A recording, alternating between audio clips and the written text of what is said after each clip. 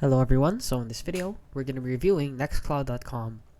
So as you can see right here, it is basically just a cloud, a storage for files.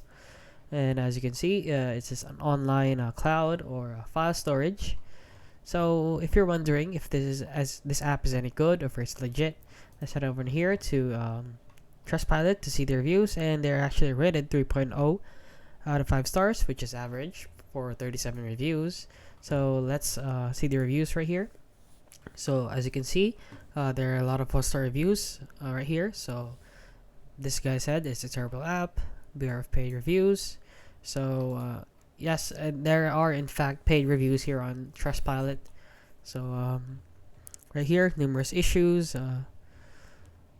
Now, one thing to note that you should be aware of these 1-star reviews, since they do really go in depth on what they don't like about the product. So as you can see right here, I wanted to switch to cloud storage provider and found a good service through Nextcloud managed Lonas. Installed Nextcloud, connected to Lonas, proceeded to sync in the data, and completely deleted those folders and replaced them with an unsupported reports tag.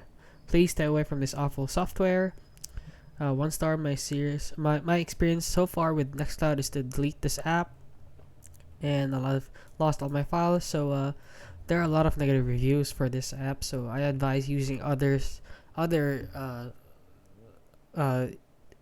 clouds, just like Google Drive and a lot more. So beware of using this, since a lot of people are saying that it is bad. So yeah, that is basically it. So you just use Google Drive or Mega or a lot of different storage clouds out there. So yeah, that is basically it. So if you found this video helpful, please consider liking and subscribing.